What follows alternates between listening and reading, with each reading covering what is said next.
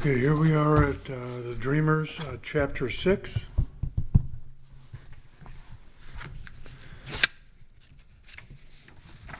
I woke up in the next morning feeling pretty good. I must have talked myself to sleep. That was a night I hope to forget really soon. I jumped out of bed and cracked the bedroom door open a little. I could hear Gus and Mary talking down in the kitchen. I grabbed my things and ran down to the bathroom in only my underwear. I quickly shaved and showered and dressed and went downstairs. Mary had breakfast waiting. She had placed boxes of cereal on the table, Wheaties, Kellogg's Corn Flakes, Rice Chex with the selections of the day. She had also prepared a small plate with buttered toast and English muffins. Mary set a jar of strawberry preserves off to one side. A bowl with the required complement of eating hardware were set at my side, and Mary and Gus places, and they were just having their usual coffee. Bill, Mary spoke as she saw me enter the kitchen. I hope you don't mind cold cereal this morning. I must get down to the church right away and help with the spring cleaning of the fellowship hall. Our Ladies' Auxiliary is in charge of the cleaning, and it wouldn't look good for the chairwoman to be late now, would it? No, Mary, this'll be plenty, I reply. It's almost too much to be eating this kind of stuff for breakfast. This is great. Usually my grandmother put out for me anyway, just some cereal and some toast. Grandpa always had to have his Kellogg's Corn Flakes. Gus said to let you sleep in a little, Mary continued. He felt your trip may have had you a little bit tired out. That is a lot of driving to come all the way out here from Chicago in only 36 hours. Gus immediately looked out over the top of his newspaper right into my eyes and gave me this big Cheshire cat grin. He knew it wasn't the drive that had me freaking out last night, right up there in All-American Bob's bed. How embarrassing. Come on, Gus, speak to me and break the ice, I thought. You caught me all right. Come on, Bill, sit down and eat, said Gus friendly. We've got to get to the ballpark on time. It would not be good to keep Red waiting on your first day. We've got a lot of things to do and a lot of people for you to meet. So step on it, will you? Gus was still sitting there smiling that big grin. Say, if we can't find Dr. Freud, will Dr. Ruth do? Said Gus, starting to laugh. No, Gus, sorry to disappoint you, I reply, but I don't have any problem in that area. Maybe you could set up a couch in your office and we can make a few extra bucks. God knows some of the ball players probably could use it. What's going on here, said Mary, jumping into the conversation. You leave the boy alone and let him eat his breakfast. You're both going to be late if you keep this up. I started eating a piece of toast as I poured Wheaties into my bowl. I was glad to get out of that mess. Last night was funny, though, I think. Mary and I finished eating, cleared the table, and made our way to our cars. The sky was partly cloudy, with the temperature in what felt like the high 60s. Gus had warned me how it could be in New England in the spring or fall. It could be near 70 one day and snow the next. Gus quoted someone, he forgot who said, if you don't like the weather, just wait a day. Whoever it was could have been a weatherman for Channel 9 in Chicago. The wind off Lake Michigan can cool down a body as well. We arrived at the ballpark in 10 minutes to 10. There were a lot of cars in the small fenced parking lot next to the entryway of the ballpark. It was marked authorized personnel only. There was an old man, maybe 70 or 80 years old, sitting on a stool reading the newspaper. He was wearing a Yankee cap and didn't have much to do today. As we pulled up, he squinted to see into the car and checked out the passengers. The sun was coming right off the hood directly into his face. He was forced to use the paper to shield his eyes. Hey, Jocko, it's me, Gus, and Billy Allen, the new player you wanted to meet, said Gus very loudly. Jocko must not hear very well either, I thought. "Hey, Gus," yelled Jocko back. "Good to see you." Jocko reached into the car to shake my hand. "Good to make your acquaintance, Mr. Allen," said Jocko. Obviously he felt like he was meeting some celebrity or something. "Jocko," I said, "please call me Bill, and it's nice to meet you. Can I trust you to take good care of my old car?" Gus and I got out of the car with the motor running, but in park. I reached over the seat and snatched a ball athletic bag out of the back seat. I went over and parked the car while Gus started to walk in. "You bet, Bill," said Jocko with a big smile. "I'll take good care of your wheels. Don't worry about it. We'll run them out of here if they get too snoopy. Jocko, between you and me, you can let any pretty ones hang around for a while if you want." I gave him a little nudge with my elbow and a wink. He smiled back. "Got you covered, Bill. You and Gus have a good day." He quickly moved into the driver's seat and went to find a more suitable parking spot for my wagon. "I'll see you guys later," he shouted out the window. Gus turned to see who was behind us. That was John Tavy. "California boy if there ever was one," said Gus sarcastically. "He has a hard time finding room for his uniforms with all of his clothes and hairspray crowding out his locker." "What a waste that guy is," continued Gus, shaking his head. "This makes his third year he will be here. His last, no doubt, unless he gets with the program and moves up to AAA quickly." Gus kind of finished that last sentence with a little bit of disgust in his voice. "Stay away from him," offered Gus. "I got it in my mind he's nothing but trouble waiting to happen. Booze, women, a poor attitude, whatever. He's just some rich professor's kid from USC. Thinks he's God's gift to the world, I guess," said Gus. There was nothing for me to say at that point. We stood and watched Tavy pull up his car, waiting for Jocko to come back. We started walking into the players' entrance under the stadium stands. "Come on, Gus," I said, trying to get his mind on something else. "Forget about him. If he's just going to get you worked up, it's not worth it. Life is too short to be spending it aggravated. Let's go on and get inside. I'm anxious to get started with my new career." Gus snapped out of it and we walked into the entrance. "You're right," said Gus. "Let's work on accentuating the positive and not the negative on your first day. Let's get back on track. Where would you like to go? Hall of Fame? Or would you like to make a brief stop in New York first?"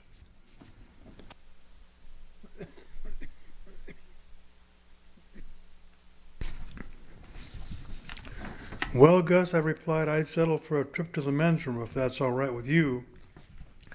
I need to go really bad. Let's get moving, okay?"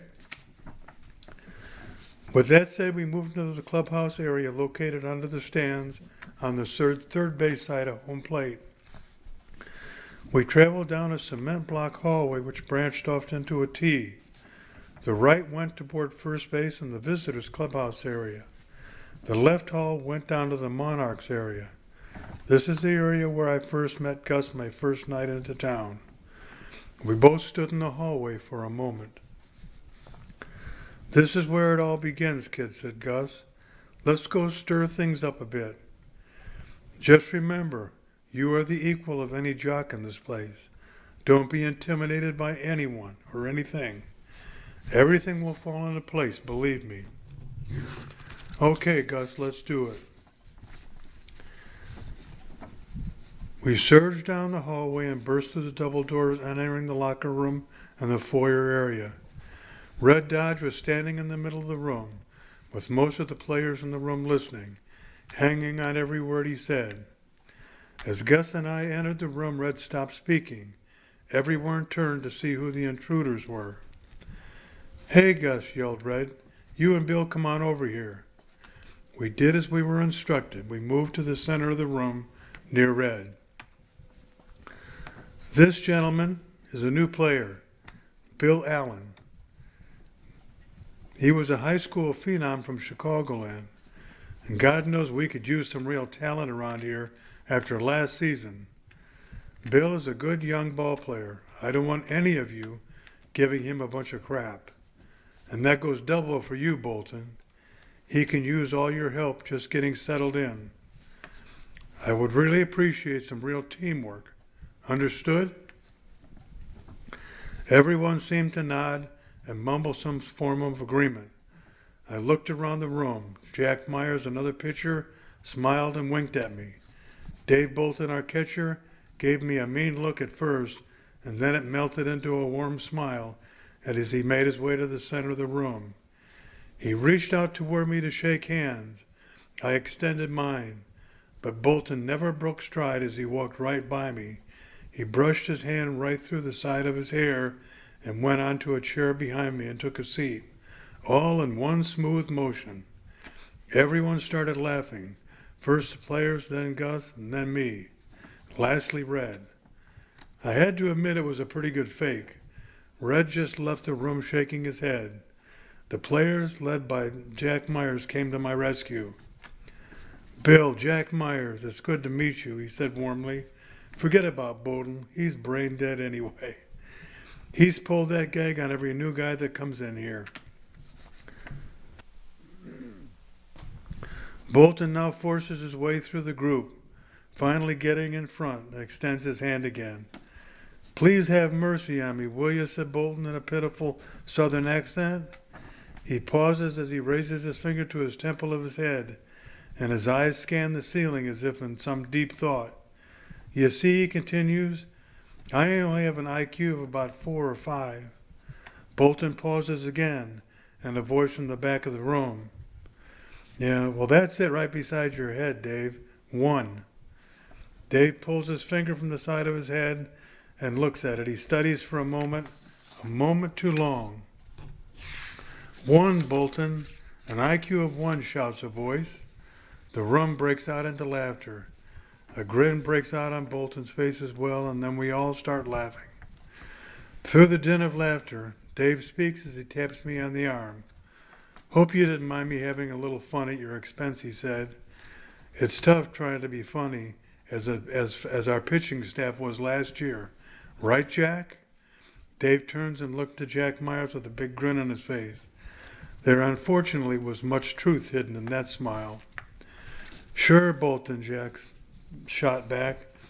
We were just trying to give you some practice, some opportunities to throw out at least one runner trying to steal last year. We wasted a whole year trying to work with you, and this is the thanks we get? There will be no more help for you this year. It was all Jack could do to keep from giving it up in a smile. Voices from the back of the room kept talking, taking turns lobbying insults at Myers. Only double-digit ERA in the league, shouted one voice. Highest percentage of base runners to score in the league. Set back the art of pitching 100 years, said someone else. So bad your mama stopped coming to the ballpark, laughed Ross Jones, the team's fleet-footed center fielder.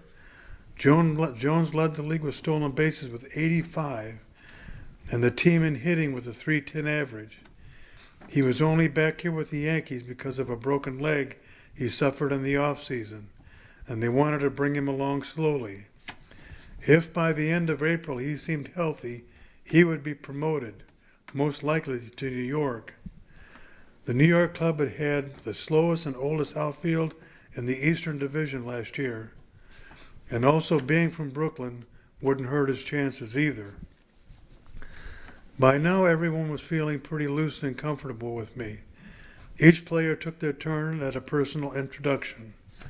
Mike Adams was the second baseman, an excellent fielder with a good hit-and-run bat, a very steady player. Just pencil his name in the lineup and he was ready to go. Reggie Bond was a power hitter on the team who played right field. Reggie was a preacher's son from Mobile. He was one of the biggest players I'd ever seen, at 6'6" and over 250 pounds of pure muscle. He shook my hand while standing only in his jockstrap. He had more muscles and more places than I'd ever seen before. He looked like he could have come from the NFL. He had the biggest smile, full of perfect white teeth that seemed to stretch the full width of the room. Reggie had a big year last year with 42 home runs and 131 runs batted in, but he only hit 244. If he could maintain those production numbers and get his average up to near 280, he would be on the show pronto. Reggie said, glad to have you with us. With you here, maybe we won't have to score 9 or 10 runs a game like last year. Seems like sometimes last year we could never score enough runs. Even with the lead going into the ninth, I was always nervous. I hear you may be able to do something about that. Nice to meet you, Reg, I replied. I never played on a losing team before, so I hope that I can contribute to a winning season. Maybe sometime we can go have a couple of beers and you can fill me in on the team in the league. Sure thing, man, said Reggie. You got it. Stay loose. I'll catch your act later. Dig? No problem, I replied. Anytime. And Reggie walked back to his locker to get dressed. Scott Andrews was the Meriden shortstop, who was over talking to Gus and pointing to his left wrist. Gus had motioned for me to come on over. Bill, I want you to meet Scott Andrews, our shortstop, said Gus. We shook hands and briefly conversed how he had sprained his wrist doing some work for his dad's farm out in Missouri. He and his wife Marilyn had spent the entire off-season there trying to help his family keep from losing the farm. The previous year's flood had devastated their crops, and they needed a good year to get them back on track. Scott and his wife were expecting their first child in July. You could tell by the way he talked about his wife and her condition that he was eagerly awaiting a chance at fatherhood. I hear you have quite a challenge of you, Bill, said Scott. Trying to play third base and be a starting pitcher will be quite a challenge. Might be a first in this league, I think. Kind of like having two careers. Yeah, I know it'll be quite a challenge, I reply. I feel like I'm in the best shape of my life, and hopefully I'll be able to concentrate, and with the commitment I'm making, I'm going to try to do my best to pull it off. I may not make the All-Star team, but I won't be a bust either, I hope. I tried to let Scott know right then and there that this was not going to be some publicity stunt, just to attract fans to come out to the park. If everyone was as committed to doing their job, we could have one heck of a season. This could work out for everybody and bring success to a team that, from the sounds of it, could surely use it. Bill, I didn't mean to imply that you couldn't do it, replied Scott, only that it'll be a lot of work. I didn't mean to sound insulting or imply you'd fail. That's okay, I replied. I just want everyone to know this is no joke, that's all. Listen, let's all go get dressed and I'll see you at infield practice in a little bit. With that, we both headed back to our lockers to finish getting undressed.